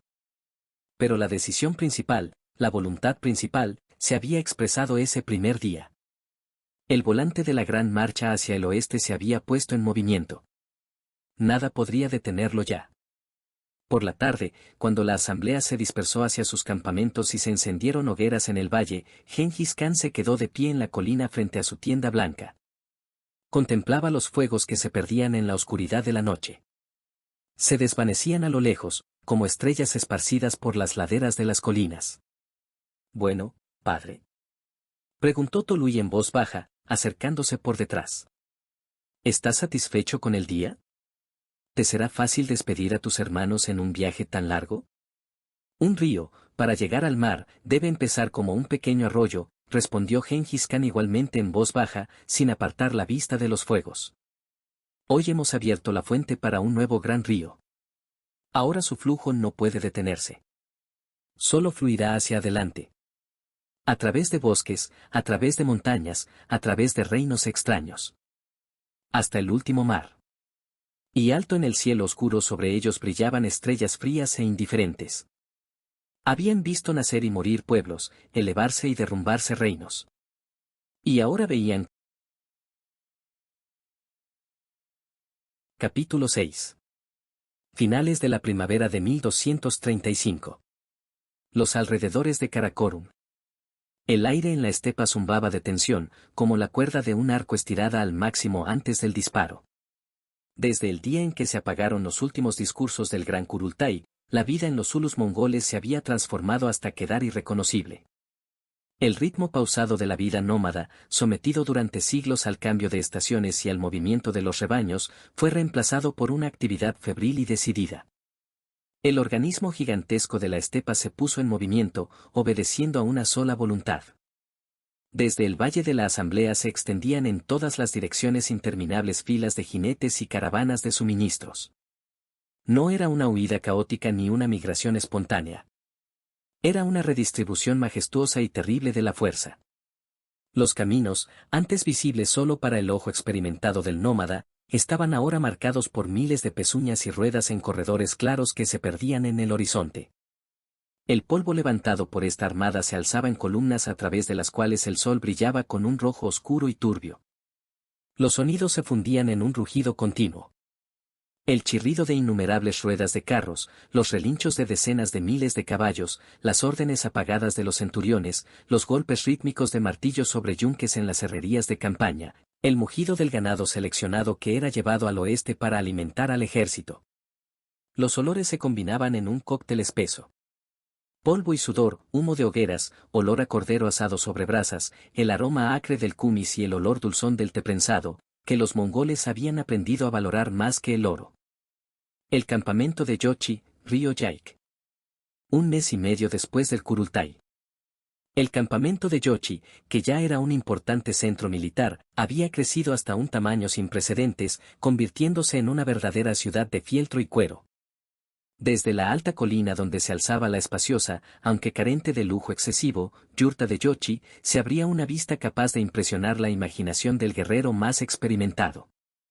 El campamento se extendía muchas verstas a lo largo del río, y ni el ojo más agudo de un halcón podía abarcarlo por completo. Miles de yurtas se alineaban en cuadrados regulares. 15 por cada 100 hombres, 150 por cada 1000. Entre ellas serpenteaban calles anchas, medidas con tal precisión que una avalancha de jinetes podía galopar sin causar aglomeraciones. A un lado, relinchaban innumerables manadas. Caballos de guerra, caballos de repuesto, caballos para alimento. Cerca del río, humeaban cientos de herrerías de campaña, donde se forjaban día y noche puntas de flecha, herraduras, sables y piezas para las máquinas de asedio, cuyos planos había traído consigo su botai. El propio Yochi estaba de pie en la cima de la colina, apoyando las manos en su largo cinturón adornado con plata. Su rostro, que normalmente guardaba la huella de una amargura profunda y arraigada, estaba hoy como un arco tenso. Concentrado y tenso. Sentía el increíble peso de la responsabilidad que se le había encomendado, pero en ese peso había también un orgullo amargo y ganado con esfuerzo. Por fin a él, el hijo mayor pero siempre algo distante, no solo se le había confiado un ulus fronterizo, sino la mayor empresa de la historia de su pueblo. Subotai Bagatur se acercó a la colina, sin desmontar hasta el último momento. Su figura baja y corpulenta, enfundada en una túnica gastada pero robusta, parecía la encarnación de una confianza inquebrantable. Bajando de la silla con la agilidad de un joven, subió fácilmente a la colina y se colocó junto a Yochi. Su mirada de águila recorría con fría satisfacción la vida bulliciosa que había abajo. La máquina de guerra perfecta que él había ayudado a crear. Bueno, ¿sobrino? La voz de Subotai era ronca, como el crujir de madera vieja. ¿Sientes cómo la tierra se mueve bajo tus pies? ¿Sientes cómo la estepa inicia su marcha? Lo siento, tío, respondió Yochi, sin apartar la vista del horizonte occidental. Siento que es hora de dejar de ser solo un guardián en la puerta y convertirme en quien abre esa puerta de par en par. Sientes correctamente, asintió Subotai, y se formaron arrugas como huellas de garras en las comisuras de sus ojos. Pero abrirla no debe hacerse con un hacha, arrasando todo a su paso. Hay que abrirla con una ganzúa, encontrando el punto débil. Nuestra fuerza no está en estrellarnos la cabeza contra un muro de piedra. Nuestra fuerza está en encontrar la grieta por la que podemos deslizar una hoja y de un golpe alcanzar el corazón del enemigo escondido tras el muro. Desplegó un mapa de cuero que había traído consigo, en el que con nudos, muescas y signos quemados se representaba todo el mundo occidental conocido hasta los desconocidos últimos mares. El primer golpe, su dedo nudoso y lleno de cicatrices señaló una zona al sur de los dominios búlgaros, debe ser como el de un halcón, que se lanza sobre su presa desde el sol. No malgastaremos fuerzas en sus fortalezas fronterizas. Pasaremos al sur, por las estepas de los Kipechak cumanos, fingiendo que nuestro camino conduce a la ya conquistada Corasmia. Les pagaremos tributo en plata y promesas, comprando nuestro derecho de paso. Y luego. Su dedo se desplazó brusca, casi ferozmente, hacia el norte, al curso medio del Volga, donde se alzaba la floreciente Gran Búlgar. Luego giraremos y caeremos sobre su capital por el lado que menos esperan. Mientras su ejército principal languidece esperando en la frontera, nosotros estaremos en su retaguardia. Y entonces sus muros no lo salvarán. Yochi estudió atentamente la ruta propuesta. El plan era audaz hasta la locura, pero en esa audacia residía su genialidad. Exigía a las tropas una resistencia sobrehumana y a la inteligencia una precisión sobrenatural. ¿Y si los Kipechaks ofrecen resistencia? ¿Si deciden luchar? Entonces los aplastaremos por el camino, respondió Subotai sin rastro de duda o crueldad. Pero no son estúpidos. Ya han oído hablar de Corasmia. Conocen nuestra fuerza. Creo que sus canes preferirán tomar la plata y dejar que el lobo entre en el huerto ajeno, esperando que se sacie allí. Se convertirán en nuestra primera presa, la más fácil, y en una lección objetiva para todos los que están más adelante en nuestro camino. Como para confirmar sus palabras, abajo, en los vados del Yaik, se desarrollaba precisamente una de esas escenas instructivas. Los exploradores mongoles conducían al campamento a un grupo de jinetes Kipechaks, no prisioneros, sino parlamentarios de los canes más influyentes de la estepa salvaje. Desmontados, miraban con un miedo y una sumisión indisimulados el mar disciplinado de guerreros, el orden perfecto del campamento, las montañas de provisiones. No veían una horda salvaje y desorganizada, como decían los rumores, sino al mismo tiempo. El campamento de Hedei, estepa central. Mientras Yochi y Subotai afilaban la hoja de combate, Hedei cumplía su parte, no menos crucial, del trabajo. Su campamento se había convertido en un gigantesco y bullicioso centro logístico, el corazón de la economía de la futura guerra. Hasta aquí, como sangre por las arterias, fluían recursos de todo el imperio. Por la estepa se movían caravanas que se extendían decenas de verstas. Camellos cargados con sacos de grano de las provincias del norte de China recién conquistadas, carretas cargadas de bloques de té prensado, el oro verde que mantenía las fuerzas de los guerreros en largas marchas, carromatos con pescado seco del lago Baikal y salado de las costas de mares lejanos, enormes manadas no de corceles de pura sangre, sino de resistentes caballitos de estepa, destinados únicamente a la alimentación, trenes de suministros con pieles de oveja, fieltro, ropa y calzado ya confeccionados. Hedei, a pesar de su apariencia corpulenta y bonachona, mostraba una voluntad de hierro. Personalmente, rodeado de todo un estado mayor de escribas y traductores, chinos, uigures, persas, comprobaba interminables listas, cotejaba cuentas, recibía informes. Su mente, aguda y práctica, no veía objetos individuales, sino flujos gigantescos. Esto bastará para los primeros 6 meses de camino, le dijo a su intendente principal, el uigur Mahmud, un hombre con rostro de erudito y manos de contable. Pero la campaña que ha concebido mi padre durará años. No necesitamos un suministro único, sino un flujo continuo, como el agua de un río. Expuso su plan, nacido en sus conversaciones con Yeluchukai. Concluye tratos con todos los grandes gremios mercantiles de Corasmia, Uiguria, incluso con las casas comerciales chinas. Que sus caravanas sigan a nuestro ejército a una distancia de 1 o 2 días de marcha. Les compraremos todo lo necesario a cambio de plata, y ellos recibirán nuestra protección y el derecho exclusivo de comerciar en todas las nuevas tierras ocupadas. La guerra debe alimentarse a sí misma, no agotar su propia tierra. Era una solución genial, que convertía a un ejército de conquistadores en un organismo autosuficiente. La partida. Pasaron varias semanas más. La estepa se había vuelto completamente verde, llena de flores y hierbas. Y llegó el día en que el mecanismo gigantesco se puso en movimiento definitivo. Temprano en la mañana, cuando el sol apenas doraba las cimas de las colinas, un sonido prolongado y melancólico de una gran caracola surma recorrió todo el campamento del Yaik. Luego otros le hicieron eco, y pronto el aire se llenó de un retumbar semejante al rugido de una bestia que despierta. Era la señal de partida. No hubo discursos grandilocuentes, ni festines de despedida. Solo hubo un trabajo claro y perfeccionado. Tumen tras tumen, con intervalos calculados al minuto, los guerreros montaban a caballo, los trenes de suministro se ponían en marcha. formaban largas y extendidas columnas y comenzaban a moverse hacia el oeste. Primero al paso, luego al trote. Yoshi y Subotai encabezaban la vanguardia. Al pasar junto a los guerreros que formaban filas, veían sus rostros. Concentrados, severos, pero sin rastro de miedo. Eran no milicianos, sino profesionales, los mejores soldados del mundo, que conocían su oficio. La gran marcha hacia el oeste había comenzado. La estepa, como una ola lenta pero inexorable, se puso en marcha para cambiar para siempre la historia.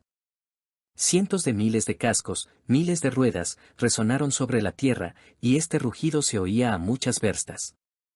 El rugido de una gran migración de pueblos, el rugido de un imperio naciendo. Y alto en el cielo, girando en las corrientes de aire ascendentes, planeaba un águila solitaria.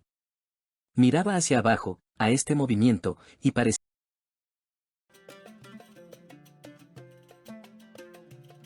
Capítulo 7.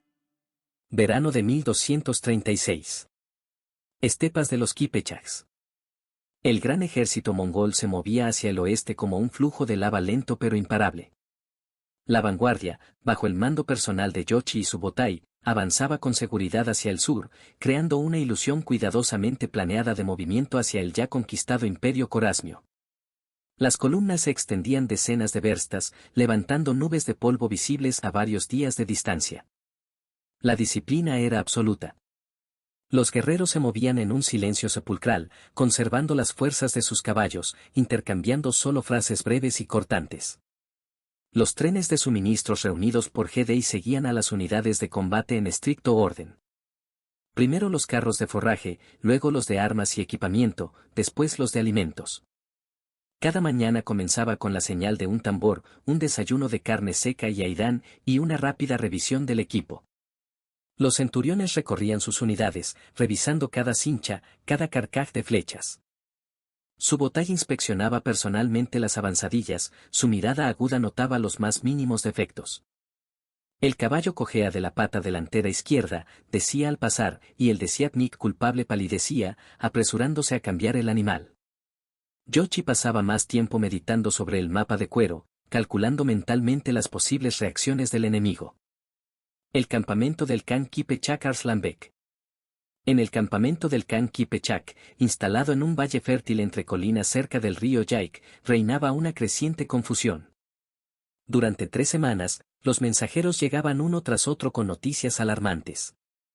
Un joven guerrero llamado Ktermir, cubierto de polvo y sudor, irrumpió en la yurta del Khan sin ocultar su pánico.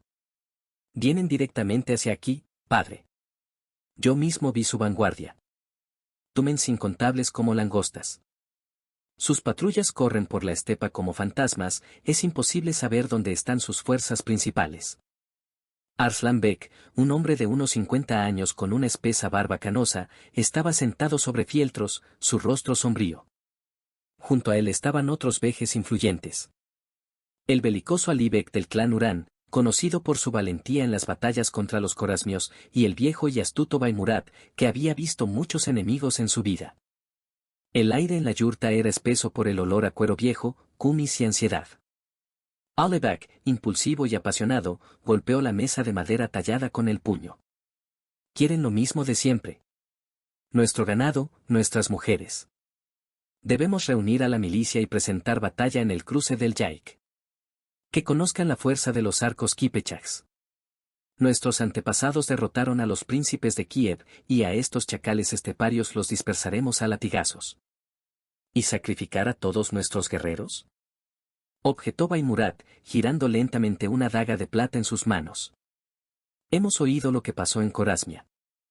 Su ejército no es una horda, sino una máquina bien engrasada. No saquean, conquistan. El Shah Muhammad de Corasmia tenía un ejército de 100.000 hombres y las fuertes murallas de Samarcanda. ¿Dónde está ahora? Su imperio ha sido borrado de la faz de la tierra. La discusión fue interrumpida por la llegada de un parlamentario mongol. Anmorker el uigur con capa de viaje, que hablaba con fluidez las lenguas túrquicas. Se inclinó con cortesía oriental y entregó a Arslanbek un rollo de seda con un sello rojo pendiente. El gran Khan Yoshi, hijo del que sacude el universo, te ofrece la paz. Permite el paso de su ejército por tus tierras, y recibirás no solo 100 sementales de pura sangre, sino también el derecho a comerciar con todos los pueblos conquistados desde Catay hasta Persia. Si opones resistencia, tu pueblo compartirá la suerte de los corasmios. Ali Bek desenvainó el sable. Es una amenaza descarada. No nos arrastraremos ante estos perros. Exijo que se ejecute a este espía. Raro Arslanbek lo detuvo con un gesto brusco. Su mirada se encontró con la de Baimurat. El viejo veje asintió casi imperceptiblemente. Daremos nuestra respuesta mañana, dijo Arslanbek al mensajero, esforzándose por mantener la dignidad. Esa noche, en la yurta del Khan, se produjeron acalorados debates. Los jóvenes guerreros, encabezados por Ali Bek, querían luchar, los ancianos pedían prudencia. Fuera de la yurta se oían voces inquietas. La noticia de la aproximación de los mongoles había recorrido todo el campamento. Al amanecer, Arslanbek tomó una decisión difícil pero necesaria. Los dejaremos pasar, anunció a la asamblea, mirando al suelo. Pero que nuestros mejores guerreros vigilen cada... Mientras tanto, Vladimir, el terem del príncipe Yuri. En Vladimir, las alarmantes noticias llegaron con mucho retraso. El príncipe Yuri Vsevolodovich estaba festejando con sus boyardos con motivo de una exitosa caza de Uro, cuando un mensajero de Riazán, cubierto del polvo del camino, trajo noticias del movimiento de los mongoles. Unos nuevos esteparios van contra los búlgaros, desestimó Yuri, apartando perezosamente el rollo. Que resuelvan sus problemas solos. No es la primera vez que repelen incursiones. Su voivoda Semión, un hombre experimentado y cauteloso, sonrió sutilmente. ¿Quizás deberíamos enviar una drusina en su ayuda? Los búlgaros son nuestros socios comerciales. Y de ellos nos llega buena plata. ¿Qué socios? Resopló el príncipe, bebiendo hidromiel de una copa de plata. Competidores. Que se debiliten entre ellos. Mientras tanto, nosotros nos ocuparemos de los Uskuiniks de Novgorod y aprovecharemos las tierras de Riazán. Ahí está la ganancia real, no cuento sobre fantasmas de la estepa. Un joven boyardo, Putiata, recién llegado de Kiev, intentó objetar. Príncipe, en Kiev dicen que esta amenaza es más grave que la de los pechenegos y los cumanos. Dicen que aplastaron al poderoso imperio corasmio, cuyas posesiones eran más grandes que todos los principados rusos juntos. Pero Yuri ya se había vuelto hacia los bufones invitados al banquete. Nadie en el terem, sumido en el humo de las velas y el olor de la carne asada, comprendía la verdadera magnitud de la calamidad que se avecinaba. Fuera de los altos muros de roble de Vladimir, la vida transcurría con normalidad. Sonaban las campanas, el mercado bullía, los niños jugaban en las calles. Gran Búlgar. 2 semanas antes del asedio. En la capital del Volga, Bulgaria, reinaba la animación habitual. En las estrechas calles empedradas con madera se apiñaban mercaderes. Búlgaros con gorros puntiagudos, rusos con largas camisas, incluso huéspedes de ultramar de Persia. El aire era espeso por el olor a cuero, especias y humo de cientos de hornos. El emir Abdullah recibía en su palacio de madera a enviados de las tribus morbinas, discutiendo las condiciones del comercio de pieles. Su comandante Altinbek informaba: en las fronteras meridionales todo está tranquilo. Los Kipechaks informan del movimiento de algunas unidades, pero probablemente sea otra incursión. Nuestros muros son altos, y las tropas están listas para la defensa. Nadie prestó atención a un grupo de pastores harapientos que aparecieron en las afueras septentrionales de la ciudad. Eran exploradores mongoles, que dominaban a la perfección las lenguas túrquicas. Entraban en tabernas, escuchaban conversaciones, observaban cada detalle de las fortificaciones de la ciudad. La maniobra decisiva.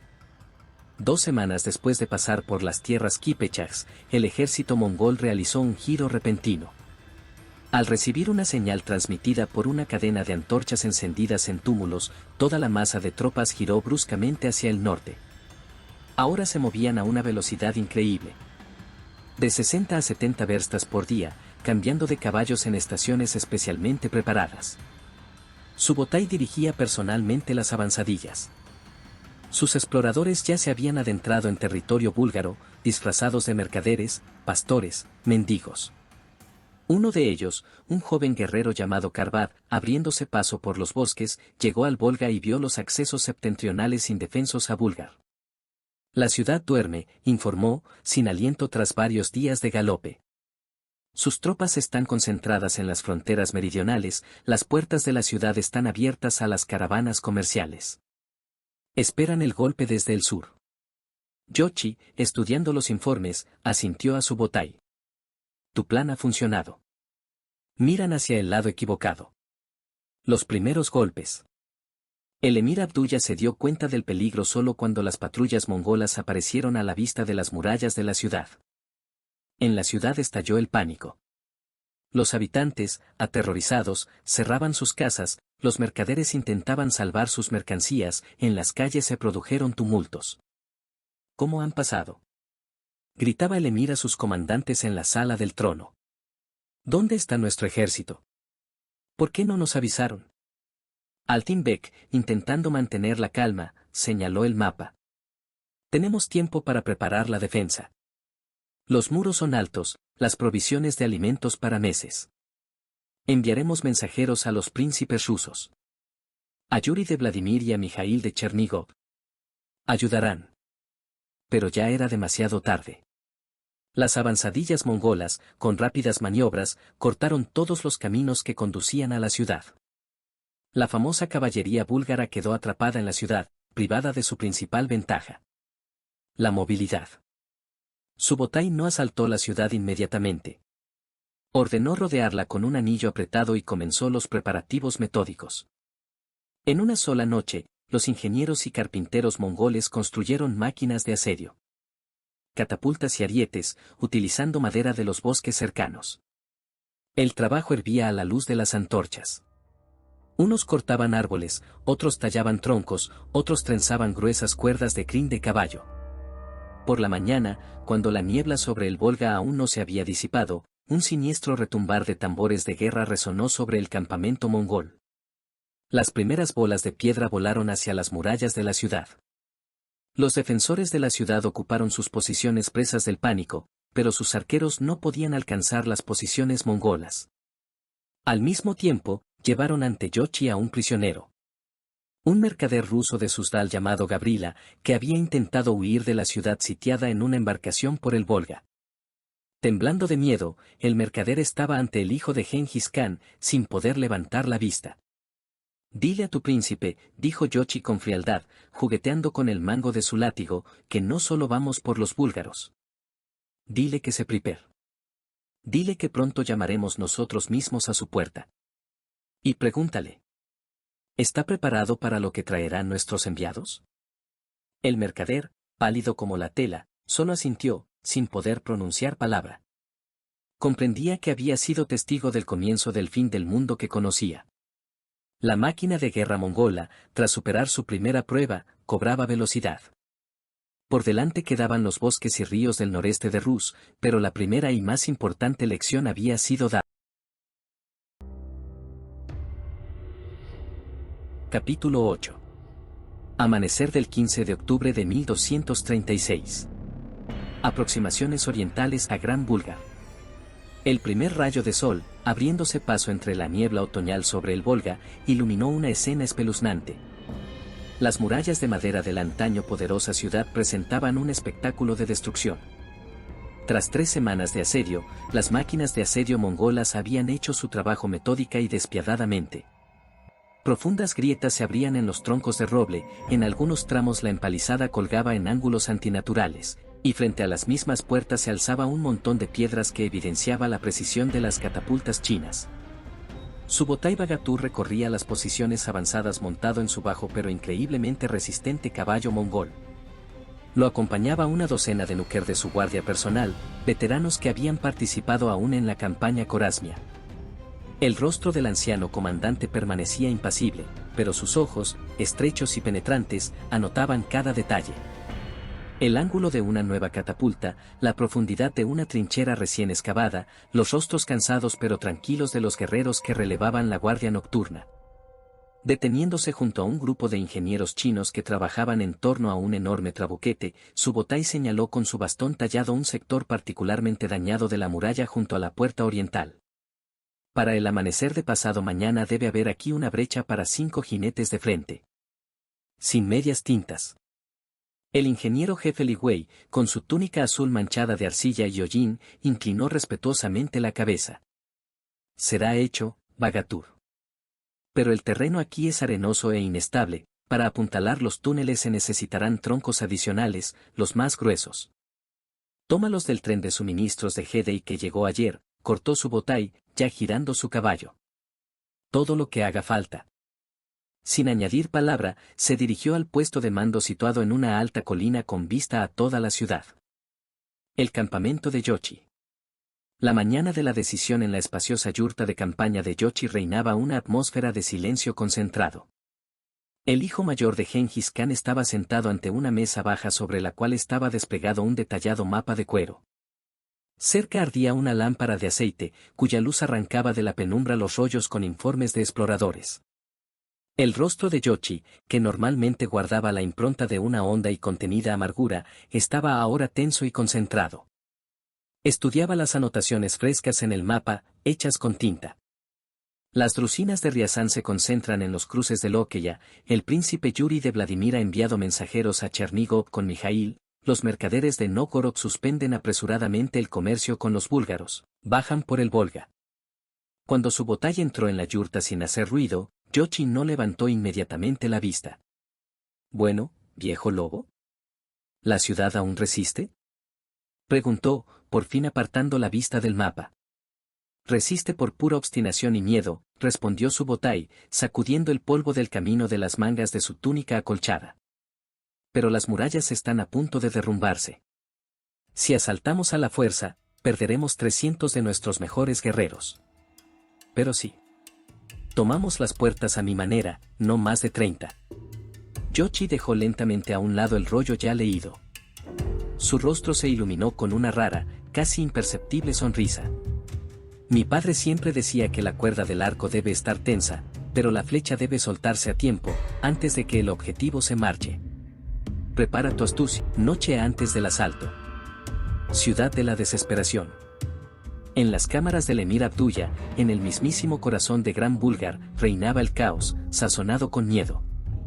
El aire era espeso por el olor a miedo, sudor y humo de velas que ardían en los candelabros. El propio gobernante, normalmente tan majestuoso, se paseaba por la sala del trono con una túnica de brocado desgarrada, su corpulento cuerpo bañado en sudor. ¿Dónde están los arqueros de Pochet? Gritaba a sus allegados, su voz quebrada en un falsete. Juraron solemnemente estar aquí hace una semana. 1000 de sus mejores tiradores. Junto a la ventana tallada y ornamentada que daba al norte, inmóvil, estaba el anciano comandante Altinbek. Su barba canosa contrastaba con su rostro pálido y demacrado. Han interceptado a todos nuestros mensajeros, señor, dijo en voz baja pero clara, sin apartar la vista de las innumerables hogueras del campamento mongol, extendido hasta el horizonte. Los príncipes rusos ni siquiera saben que aún resistimos. Creen que ya hemos caído.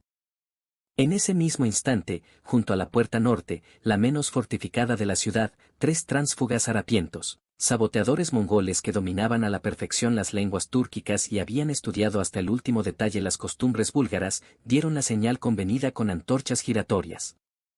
Una sombra que se movió en la muralla fue notada por un centinela, pero ya era demasiado tarde. El ataque principal, como estaba planeado, se produjo en la puerta oriental. Con los primeros rayos del sol, las catapultas chinas reanudaron el bombardeo metódico. Los golpes sordos de las piedras contra la madera se fundían en un estruendo continuo. Pero la verdadera tormenta estalló en el norte. Allí, donde los saboteadores habían eliminado en silencio a los centinelas y bajado el pesado puente levadizo de roble, una avalancha de caballería mongola se precipitó en la ciudad. El arquero llamado Karvad, del destacamento de exploración avanzada, contaría años después a sus nietos junto a una hoguera. Entramos en la ciudad como sombras, nacidas de la misma noche. A los que intentaban resistir con las armas en la mano, puñal en la garganta, rápido y silencioso. A los demás, a los aterrados ciudadanos y a los guerreros rezagados, los empujamos delante de nosotros, creando un muro viviente de pánico que nos despejaba el camino. Al mediodía, cuando el sol estaba alto, los mongoles controlaban ya 1/3 de la ciudad. En la plaza central, pavimentada con toscas piedras, se desató una encarnizada batalla. La drusina personal del emir, compuesta por guerreros de élite, se enfrentó en una desesperada lucha cuerpo a cuerpo con los endurecidos veteranos de la guardia personal de Subotai. Los guerreros búlgaros luchaban con la furia de los condenados, pero contra los disciplinados tumens mongoles, que actuaban como un solo mecanismo, no tenían la más mínima posibilidad. Los gritos de los heridos, el chirrido del acero, los relinchos de los caballos, todo se fundía en una ensordecedora sinfonía de muerte. Captura del emir. El emir Abdullah, comprendiendo que la ciudad caería, intentó una desesperada huida. Disfrazado con ropas de simple pescador, intentó escapar en una embarcación de reserva escondida en un muelle semiderruido, con un puñado de guardaespaldas leales. Pero la vigilancia de las patrullas mongolas no conocía el descanso. La embarcación fue interceptada en la misma desembocadura de un pequeño canal que desembocaba en el Volga. Lo llevaron, mojado, embarrado y temblando de humillación, ante Yochi, quien desde una alta colina observaba el final de la batalla. La ciudad ardía en varios lugares, el humo negro se extendía sobre el agua. Vuestra tenacidad y el valor de vuestros guerreros merecen respeto, dijo Yochi, su voz era fría y tranquila. Miró al gobernante derrotado sin ira, pero también sin piedad. Pero vuestro orgullo y vuestra negativa a reconocer lo inevitable le costarán caro a vuestro pueblo. Pagará con la 10ª parte de sus hombres adultos para nuestro ejército y la mitad de todo vuestro ganado. Frontera de Riazán. Primeros enfrentamientos. Mientras el humo negro sobre la caída búlgara aún no se había disipado, los destacamentos de exploración mongoles de vanguardia al mando del joven y ambicioso Noyon Borokul ya cruzaban la helada frontera del Principado de Riazán. El voivoda local llamado Gleb, un hombre valiente pero inexperto en la guerra a gran escala, intentó organizar la defensa en un vado conocido del río Pronya. Su drusina, que contaba con unos 200 hombres, fue instantáneamente arrollada y dispersada por un destacamento mongol de 1000 hombres. La batalla se pareció más a una masacre. Un drusinik sobreviviente que llegó a Riazán mostró después con manos temblorosas en el patio principesco. Ellos no gritan, no blasfeman, como los nuestros o los cumanos. Cortan en silencio, disparan en silencio con esos sus terribles arcos. Rostros de piedra, ojos vacíos. Como demonios de hierro, no hombres. La corte de Gengis Khan. A miles de verstas al este, en Karakorum, Gengis Khan escuchaba en su espaciosa y tenuemente iluminada yurta el informe detallado de Yeluchukai. El consejero chino, de pie con la cabeza respetuosamente inclinada, leía los datos de un pulcro rollo. Pérdidas totales en la toma de la ciudad. 47 muertos, 112 heridos, la mayoría volverá al servicio. Botín preliminar estimado en 200.000 cabezas de ovejas, 50.000 caballos, así como almacenes de grano y harina, suficientes para alimentar a 3 tumens durante 3 meses de invierno. El anciano Khan, su rostro permanecía impenetrable, caminó lentamente por la suave alfombra de pieles de lobo. Se detuvo junto a un gran brasero, calentándose las manos con el calor. Escribe a Yochi, dijo tras una larga pausa. Ordeno. Para el invierno, no adentrarse en los bosques. Consolidar las posiciones alcanzadas, fortalecer lo conquistado, dar descanso a las tropas. En primavera. En primavera avanzar más, hacia el último mar.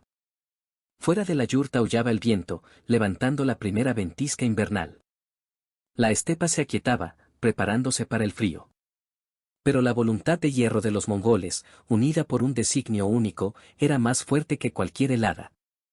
Campamento en la nevada orilla del Volga. Tarde en la noche de ese mismo día, Subotai Bagatur reunió junto a su hoguera a los comandantes de los principales tumens. El joven y fogoso Noyon Borokul, alentado por el exitoso choque en la frontera de Riazán, ansioso por avanzar. ¿Por qué nos hemos detenido? Riazán ya se está desmoronando. Un golpe más, y su príncipe suplicará clemencia. Subotai, sin mirarlo, arrojó al fuego una rama seca. Las llamas brillaron con más fuerza por un instante, iluminando su rostro curtido y cubierto de cicatrices. Recuerda, jovenzuelo, dijo con voz ronca. El caballo debe descansar entre galopes, o caerá muerto antes de llegar a la meta. Dejemos que estos príncipes forestales pasen el invierno con miedo e incertidumbre. que los rumores hagan la mitad de nuestro trabajo. En primavera. En primavera ellos mismos abrirán las puertas de sus ciudades. En algún lugar, tras el velo de la nevada que comenzaba, ya se adivinaban los ecos de una nueva tormenta, mucho más formidable, una tormenta destinada a trastornar la historia de los